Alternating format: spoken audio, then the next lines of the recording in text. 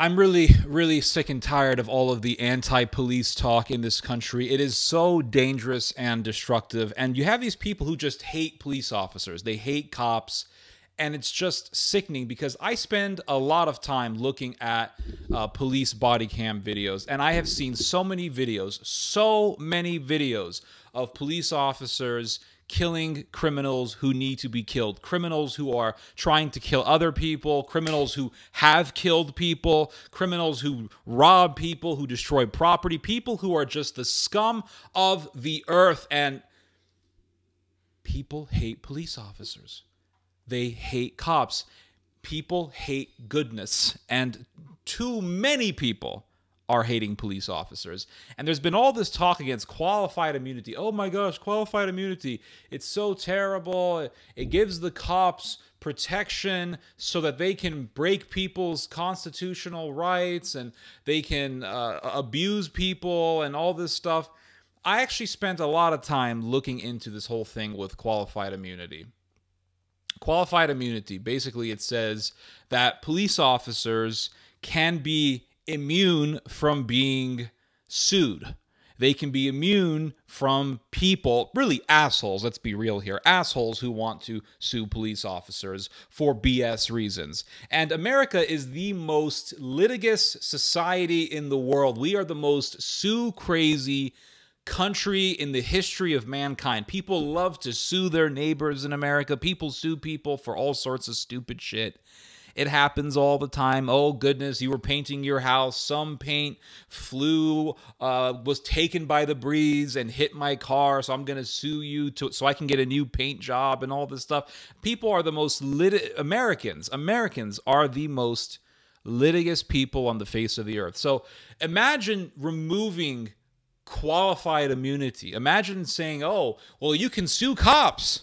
You can just sue them and take away their time and stress them out because you want to get money, because you want to get some easy dollars. It's complete insanity, but only in America. Only in America do you have this sort of mental illness. There is no shortage of weirdos and sickos in the United States who are just itching to sue somebody for anything. Oh, I got a cup of coffee and it was too hot and the Spanish wasn't written on the coffee, so I'm going to sue you because my language should have been on the cup.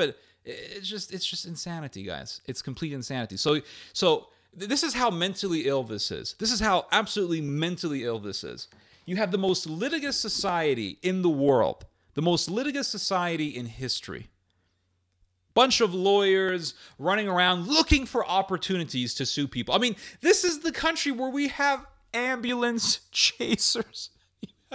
You have lawyers who chase ambulances, asking the guy in the ambulance if he wants to sue the people who run the ambulance because, oh, you're qualified to sue them. Or you have lawyers who go to hospitals who say, oh, you can sue the hospital, you can get some money out of it.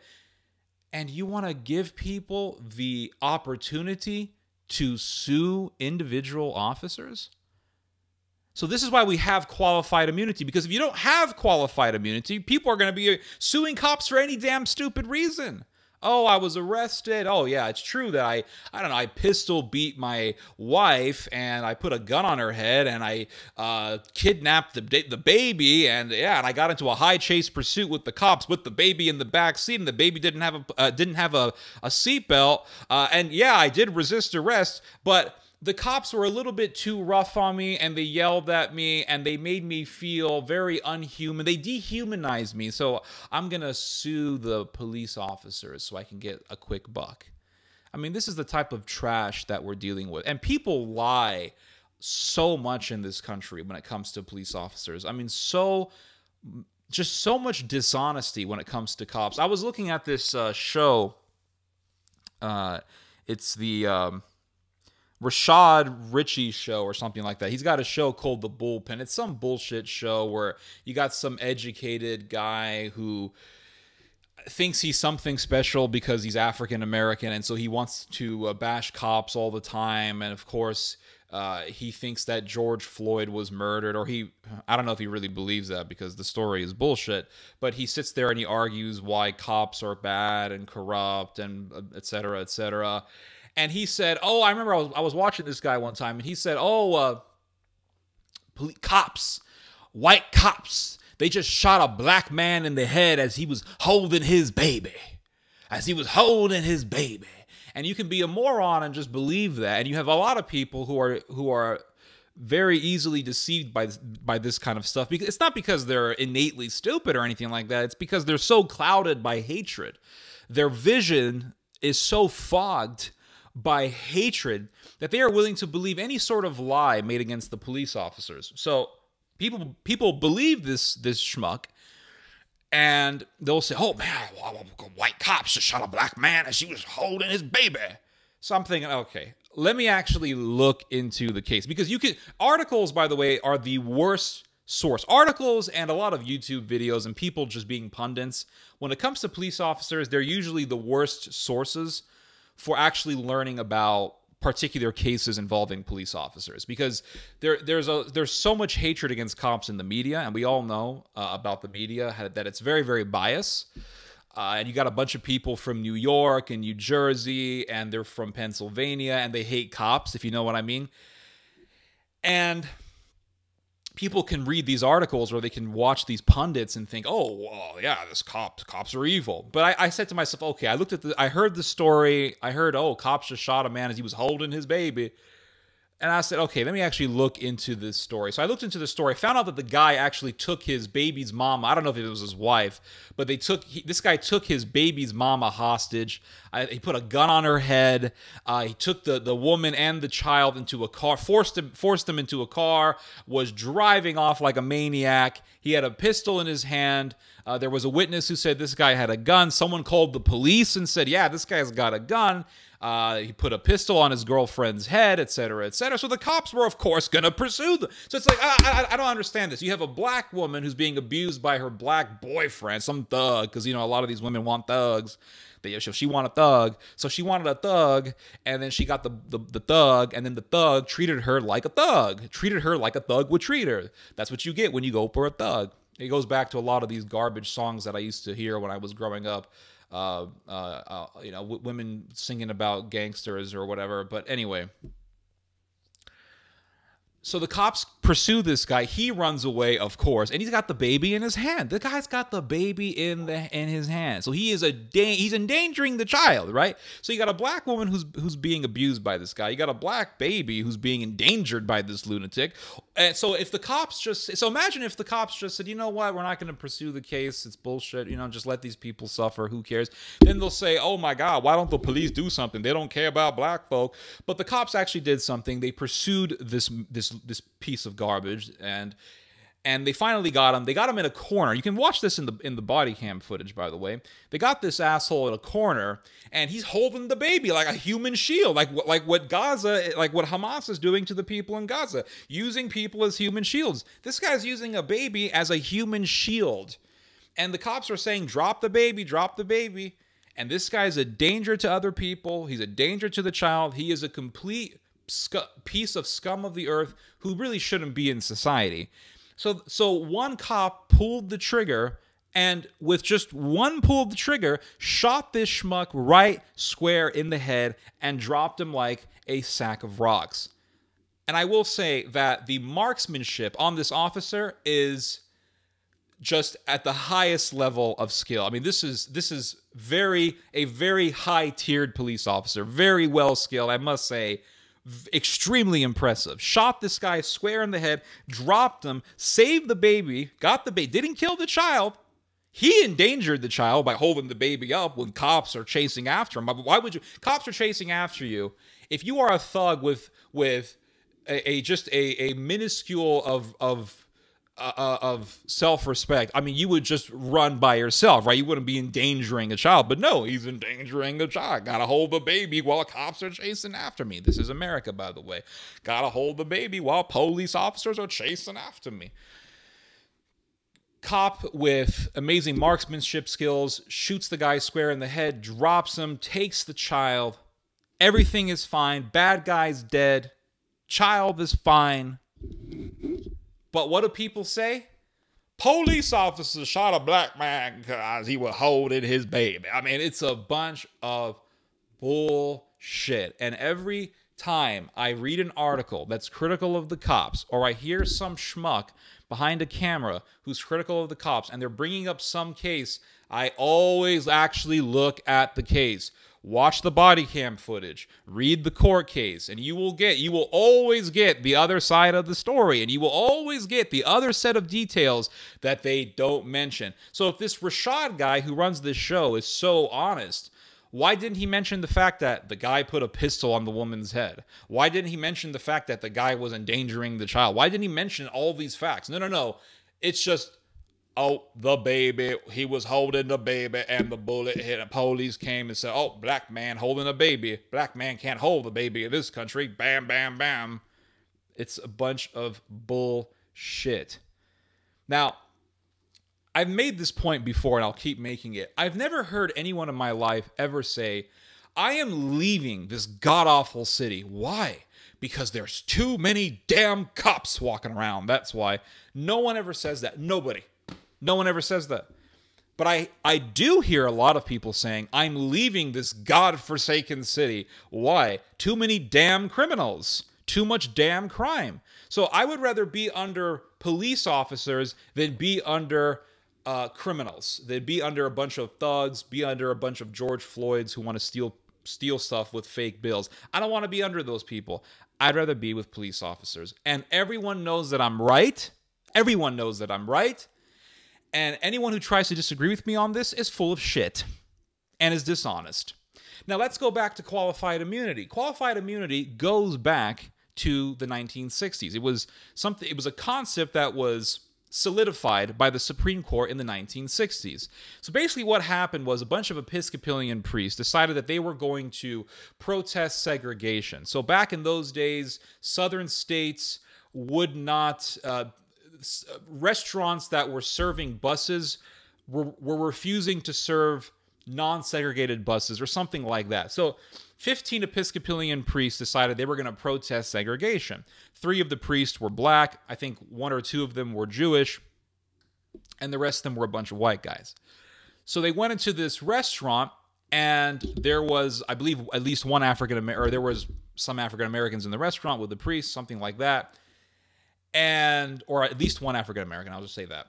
So these 2 police officers come along and they say, listen, guys, there's an angry crowd of people outside because they're pro-segregation, and they're getting really angry, and they can be very violent. Now, because this was not the first time that something like this happened. This was a part of a series of bus ride-in style protests that were taking place in the South. So this was a phenomena that was occurring, and things would get violent in these protests. So these 2 cops are coming along and they say, listen, guys, there's a crowd gathering outside. You are in danger. You got to get the hell out of here. They don't listen, so the cops arrest the priest. Now, they were, I believe they were, I think all of them were arrested. Yeah, something like that. The priests were arrested. Let's just put it that way. So they arrest the priest, and then eventually a number of the priests decided to do a lawsuit, or they tried to do some sort of counter trial against the judge in the initial trial and the officers who arrested them. Anyway, the case went all the way up to the Supreme Court because these priests wanted the judge and the officers punished. So the Supreme Court said, well, wait a second. You can't punish the judge because he was just doing his job in the capacity of being a judge. And you can't sue the police officers, or you can't have the officers punished because they were simply trying to keep the peace. There was an angry crowd of people gathering outside. You were there provoking them. And the cops said, listen, we don't want bloodshed. I mean, officers are called peace officers for a reason. They are the keepers of the peace for a reason. So the officers were simply trying to do their jobs in the sense that they were trying to prevent violence. So you can't really punish the police officers. So the Supreme Court sided in favor of the judge and the cops, and this is where qualified immunity finds its origin, its roots. And so ever since then, we've had this term qualified immunity. And people say, oh, qualified immunity means that cops can just do whatever they want. That is a load of bullshit. You actually have to seriously prove that officers maliciously went against your constitutional rights. You would actually have to prove it. And a lot of people will sit there and say, my rights have been taken away from me. I mean, how many times do we hear this? We've heard this a million times. And it's almost always bullshit. So qualified immunity is there to make sure that you better damn well prove, if you're going to sue an officer or officers, you better damn well prove that the officers or the officer in question actually deliberately and maliciously went against your constitutional rights. That's what qualified immunity means. You have to really, really prove, without a doubt, that the officers went against your rights, that they abused your rights.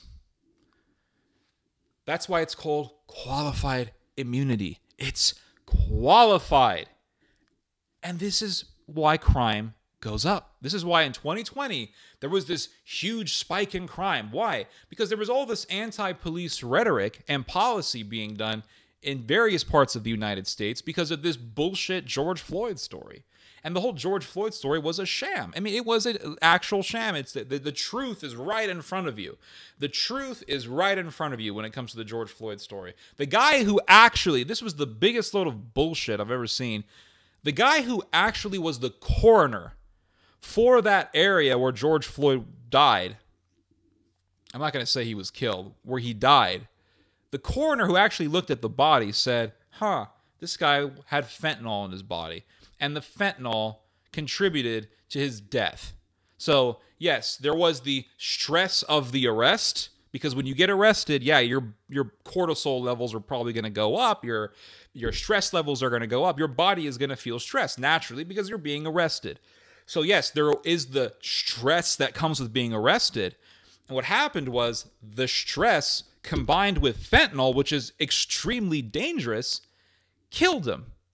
So the stress was there, but the stress is always going to be there when you're getting arrested. When you get arrested, you're going to be stressed, right? Unless you're a psychopath or something, a real psychopath. You're going to be stressed out. So you're stressed out, and then you got fentanyl, which is one of the most, if not the most dangerous drug that anyone can take. I mean, just a little bit can kill you. And that's what killed him. The fentanyl ultimately is what killed George Floyd. It wasn't the arrest. The guy needed to be arrested because he was stealing a pack of cigarettes with a fake $20 bill. Of course, he needed to be arrested. He was breaking the law. And who called the cops? Oh, it was the store owner, some Middle Eastern store owner, called the police officers. Oh, I thought cops were bad. He calls the cops. Cops show up, and fentanyl killed them. So now police officers have to what? They have to ask a guy, do you have fentanyl in your blood? Do you have fentanyl in your system? Oh, you do? Oh, I guess we can't arrest you then because the stress might actually kill you. So we can't. Okay, never mind. We'll see you later. What kind of horse shit is this? So the George Floyd thing came out, and all of a sudden you had anti-police legislation being done, or people were pushing for anti-police legislation to be done, and there was a lot of rhetoric against the police. And I want to point you guys to one example in particular, the state of Colorado. The state of Colorado got rid of qualified immunity in 2020.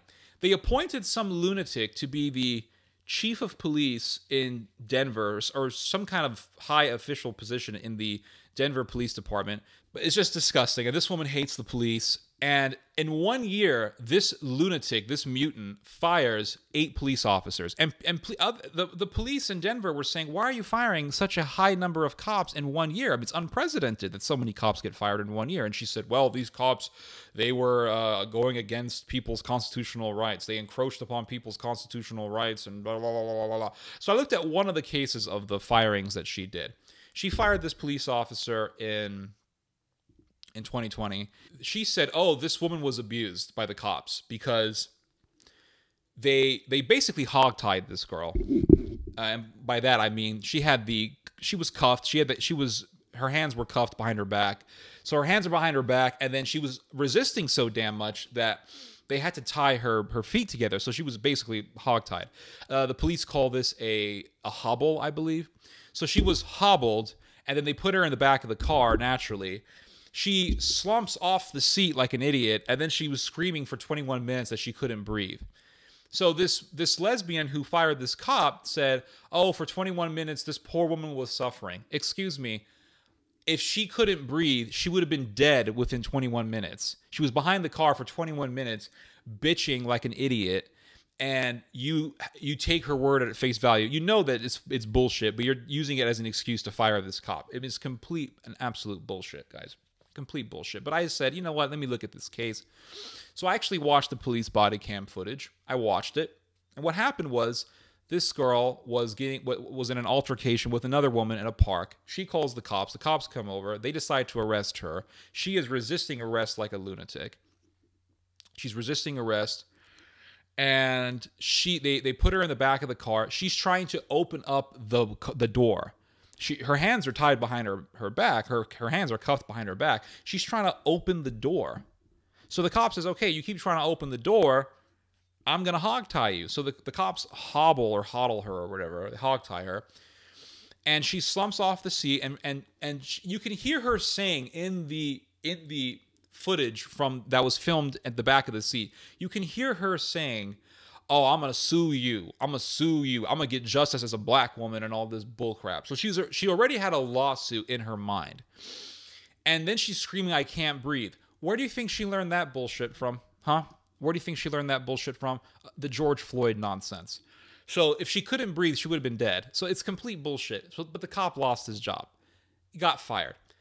This lesbian was such a tyrannical maniac that she eventually got fired from her position. And then she got mad that she got fired. "Oh, I'm fired. Oh, my God." I mean, it's a bunch of garbage.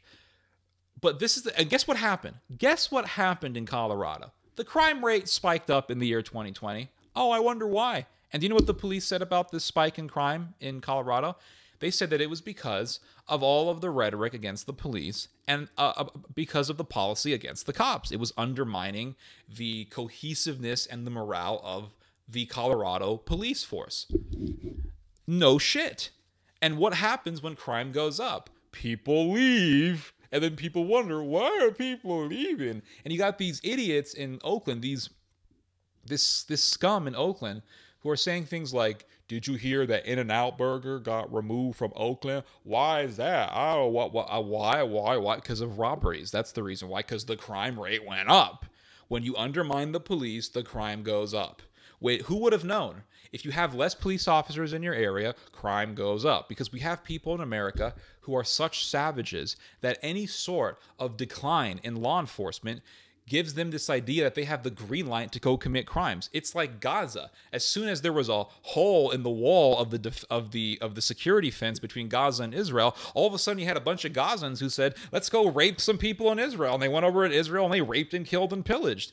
You have these maniacs, so many of them in the United States, who with just a little bit of decline in law enforcement, they feel that they can unleash their inner savage and they can be evil. It's so sickening, guys. It's so freaking sickening. I hate it. I hate it so much. What they're doing is not just undermining the cohesiveness and the harmony of society. They're doing that, and it's horrendous. Another thing that's happening is racism is increasing. You have more and more people in America who are hating Jews, more and more people in America who are hating blacks, and this hatred is a reaction, albeit it's an unhealthy one, but it's a reaction to the undermining of America. And this is how Nazi Germany rose up. This is how Nazi Germany rose up. Hitler didn't just pop up. And this is one of the things that is never talked about when it comes to the Holocaust. One of the biggest reasons why the Nazis took power was because you had these communists, these leftists who were doing terrorism, and it was bad. I mean, they were doing terrorist attacks, they were attacking police officers, they were shooting at cops. In one case, they somehow distracted the police officers. They got the police officers to go down a certain road. I think they did a riot or some kind of a demonstration of some sort, but they got these police officers to go down this certain road. And once they did that, they ambushed the cops, and you had terrorists on buildings with sniper rifles sniping at police officers, shooting at cops. This is the type of stuff that was happening in Germany before the Nazis took over. In the early 1920s, Germans didn't really have issues with Jews. Yes, you did have anti-Semites. You're always going to have those. But Germans, for the most part, did not really have an issue with Jews. There were thousands of Jewish people who died fighting in World War I. For Germany, there were a lot of Jewish veterans of World War I. A lot of Germans had no issue with Jews. But because you had terrorism, because you had crime, because you had degeneracy being pushed by certain Jewish people and by communists and leftists, and because you had these terrorists who were trying to get Germany, they were trying to do a revolution in Germany, they were undermining the police, they were trying to get Germany to be under the Soviet Union. Because you had all these things happening, people were desperate and they voted for Adolf Hitler. This is a fact of the Holocaust that no one ever talks about. So when you undermine society, understand that there's going to be a violent reaction. And that violent reaction is going to be absolutely destructive. And racism will happen, violence will happen, fascism will be accepted. This is the problem with what's going on. We got to go against the cops, go against the cops, go against, undermine security, undermine society, undermine this, undermine that. What do you think's going to happen? You have these right-wing loons in America who are just itching for an opportunity to do a revolution, or they're just itching for an opportunity to do violence against the government or against law enforcement. And they're looking for lawlessness to happen. They're looking for an opportunity to say, because it's not just liberals who hate cops. You have right-wingers who hate cops. But the difference between the right-wingers and the left-wingers who hate cops is that the right-wingers are looking for an opportunity to do violence. Lefties tend to do things more offensively. Right-wingers tend to do things more as a reaction. They both do evil, but it's just that the right-wingers will do things in a way where they can point to an argument to make it sound like they're justified. That's the difference. And righties are the right-wing lunatics who hate cops. They're looking for an opportunity to say cops aren't doing their job because, well, in such a case, the cops would be undermined. So if the cops are undermined, if the cops are diminished to the point where crime goes up, then you're going to have righties who pop up and say, oh, these cops are useless and the cops don't care about us, they don't care about Americans, and then they can unleash their anti-police action, their anti-police rhetoric, and then it's just a situation where violence just spirals out of control on both sides. It's a recipe for disaster. It's absolutely a recipe for disaster if you continue on with this. So you have these schmucks who hate cops and they want revolution. This is what they want. They want revolution. The thing is that the revolution that succeeds may be the one that you don't want. You may have a right-wing revolution. And you have a fascist type of system that takes over. I'm not sure about what's going to happen in the future. My point is, if you undermine society to the point where enough people get terrified and enraged, the reaction that the people will give you could just be something that is utterly tyrannical. And you're going to be dreaming for the cops to come back. You're going to be dreaming for the old system to come back. It's like Bashar al-Assad. Everyone said, oh, Bashar al-Assad is such an evil tyrant. Then the rebels came over and said, no. And people said, no, we want Bashar al-Assad. Why? Because the rebellion that they were asking for was far worse than anything they were complaining about prior to the revolution. Be careful what you wish for, truly. Be careful what you wish for. And there's so much bullshit against the police officers, guys. So much bullshit. And I'm telling you, there are articles that are critical of the cops, and people will say, oh, they'll point to certain cases to try to make the cops look bad. And anytime I see some article bringing up some case to try to make the cops look bad, I always say, okay, let me just read the case for itself. Let me look at the PDF file and actually read the case for myself. And there was one case I read where this happened in Idaho a number of years ago. There was one case I read where a woman was complaining that cops had damaged her house. And there was this article that I read that was critical of the police, and they said, oh, this poor woman in Idaho, police officers entered her house and they spent hours just damaging her property and breaking her windows, and they made it sound like these cops were just maniacs. So I said, okay, let me actually look at the case. So I looked at the case. So this is what happened. This girl in Idaho had a thug for a boyfriend. Okay, she was going with some cholo, and because she like a cholo, she like a thug, and turned out that, and so they broke up, obviously, right? Because what else do you expect when you get together with a thug, right? You expect him to treat you like some princess. No, he's gonna treat you like he's gonna treat you like you're some hoe on the street. So anyway, they break up. He comes over to her house and he said, I want to get my stuff. For some reason, this always happens when in dysfunctional relationships, when people break up, you always have somebody coming over wanting to come back to the house to get their stuff, and it's just an excuse to do something else. But he comes over to the house and he said, I want to get my stuff. I want to get my stuff. So she says, okay, fine, get your stuff. Turns out this guy has a warrant out for his arrest. He's a felon. He's committed a felony crime. Cops are looking for him. So the woman's mom finds out. She calls up the police and she says, this guy is in my daughter's house. They broke up. They used to be boyfriend and girlfriend, but they broke up. He's in the house. I want him removed. And the cops say, okay, fine. They find out that this guy has a warrant out for his arrest. They say, this is our opportunity to nab this guy. So they go to the house. The door is locked, of course. The woman comes back because she had to go register her kid in public school. So she comes back and she said, what are you guys doing here? The cops say, listen, ma'am, your ex-boyfriend's inside. He has a warrant out for his arrest. Did you let him in the house? And she said, well, no, the cop said, is he in the house? Is he in the house? We know he has a warrant out for his arrest. We know he's a felon. Is he in the house? She says, I don't know. And the guy says, listen, don't play stupid with me, woman. If I found out that you're lying, you're going to be in trouble because you're harboring a felon. So she says, yeah, I let him in the house. She gives him the key. It's the wrong key. So the cops can't get into the house without breaking in. So the police officers say, okay, what are we going to do? So they decide, let's tell the guy through the loudspeaker to get out of the house. If he doesn't listen, then we'll shoot tear gas through the windows. If that doesn't work, then we're going to break in. So they tell this asshole to get out of the house. He, of course, no one gets out of the house. So they decide, okay, let's shoot tear gas through the windows. They shoot tear gas through the windows. They break windows. That doesn't work, so they break into the house. Turns out the guy is not inside. Why not? Well, because